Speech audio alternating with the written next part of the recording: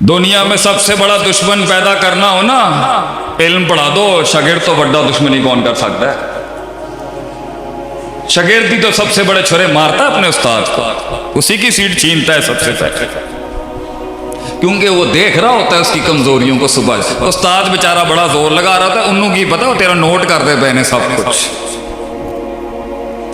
تو دوسرا بڑا مسئلہ، نفس کو اگر کریکٹ پہ نظر پکی رکھی جائے، اور تحریک کے اوپر اب گامزن ہیں لوگ اپنی زندگی، اپنے کسی بھی فن میں پہنچنا چاہتے، میں دینی تحریک بھی کہتا ہوں، دنیاوی امور اصول وہی ہیں، دین کے جو کلیات اور جزیات اور اصول ہیں وہ ہر جگہ اپلائی ہوں۔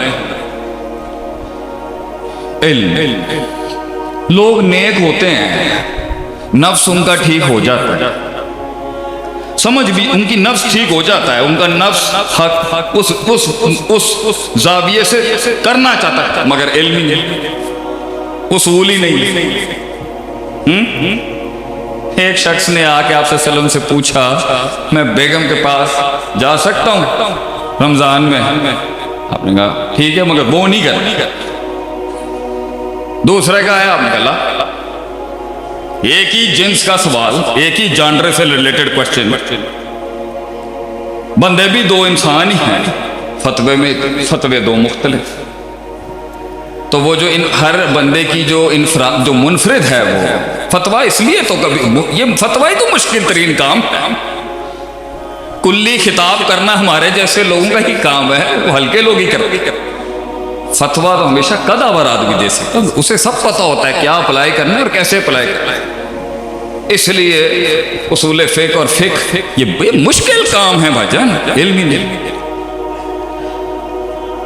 تو یہ اصول پکے ہونے چاہیے زندگی کے، کیسے کرنا ہے، اور مطلب یہاں پر کیا بنتا۔ کچھ دشمن ایسے ہوتے ہیں، ایک فقہ کھول رہے ہیں، ایک میرا کورس ہے میں پڑھاتا ہوں دشمنیوں کو ہینڈل کرنے کا طریقہ شریعت کی روح سے۔ اگلے میں نے بڑا کہتے ہیں آپ رابنس کو پڑھائیں نا، آپ رابنس کی نہیں پڑھاتے۔ ہم کہتے ہیں جب رابنس پیدا بھی نہیں ہوا تھا نا تو ایک پیو آیا سی پوری دنیا نو سکھا کے چلا گیا سی، کہتے ہیں شیخ صاحب یہ قرآن دی آیت نہیں کوٹ کریا کرو تس سے۔ بہرحال اب ہمارے مقابلے کے اندر بھی کچھ تقریریں آ رہی ہیں، انہوں نے بھی نصوص پڑھن دی لوڑ پہ گئی ہونی، ٹھیک ہے نا۔ ہم نے تو کہا تھا ہمارے قتل کے رواج پہ اگر قرآن سنت کا احیا ہو جائے کیا ہی بات ہے۔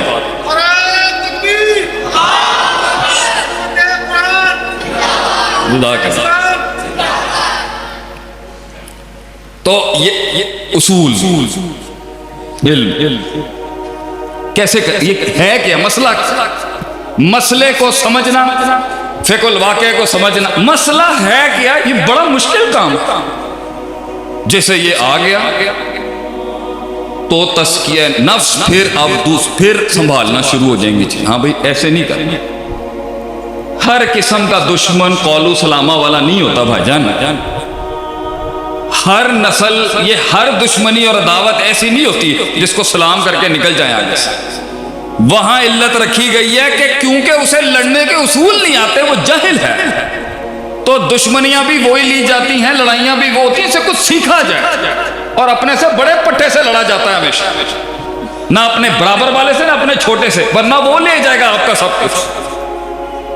تو اللہ تعالیٰ نے فرمایا کہ جب ایسا ٹکرے جو فضول میں آ گیا، یا سنی سنائی اور سطحیت کا اس کا علم تھا اس لیے اس کی تمہارے سے حسد ہو گئی ہے، یا اس کی نفس چیلنج ہو گئی ہے کیونکہ اللہ نے تجھے کچھ زیادہ دے دیا ہے، یا کیونکہ تو نے صحیح طریقے سے مارکیٹ نہیں کیا اپنے آپ کو، زیادہ بڑھ کے مار دیے، جو دوست بھی تھے وہ بھی پیچھے ہٹ گئے۔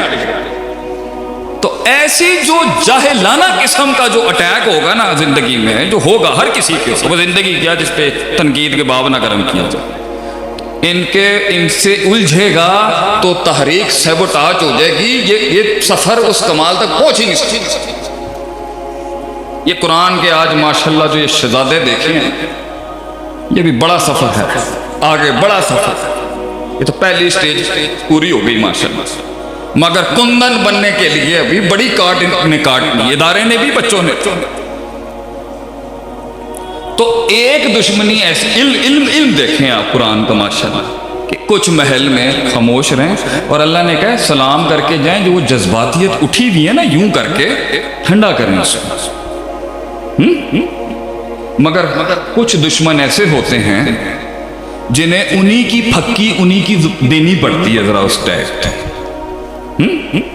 ان کو انہی کی ٹائپ کی اتنی پرسنٹ کی پھکی دینی پڑتی ہے کیونکہ انہوں نے ٹھنڈا نہیں ہونا ہے۔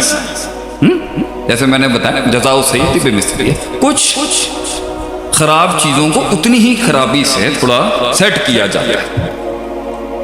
مومن سادھو نہیں ہوتا، سمجھدار ہوتا، ظالم بھی نہیں ہوتا، مگر سمجھ کو پتہ ہے کہ یہ ایسے نہیں ہوتے۔ اور کچھ ایسے ہوتے ہیں جن کو تو یہ اگر اس کو پتہ ہی نہیں ہے کیسے ہونا ہے تو بہت نقصان ہو جاتا ہے انسان کا۔ کچھ لوگ 8 سال سے تکراراً ایک چیز کر رہے ہیں، اگرچہ وہاں تھوڑی سی اسٹریٹجی بدلنے کی ضرورت تھی، تھوڑا سا طریقہ بدل لیتا نکل جاتا ہے۔ اگر میرا گھر میری زندگی، مجھے تو دنیا نے اٹھا کے پھینک دیا جب میں آیا اس طرف، مجھے تو ان مدرسوں نے پالا۔ شیخ عاطف کی بنیاد یہی مادر علمی سے ہوئی ہے۔ میرے پیر بیٹھے ہیں سامنے، مولانا عتیق اللہ صاحب بیٹھے ہیں، میرے استاد بیٹھے ہیں، لکھوی صاحب کراچی میں ہیں۔ ہمیں تو دنیا نے اٹھا کے پھینک دیا، انہوں نے ہی سنبھالا۔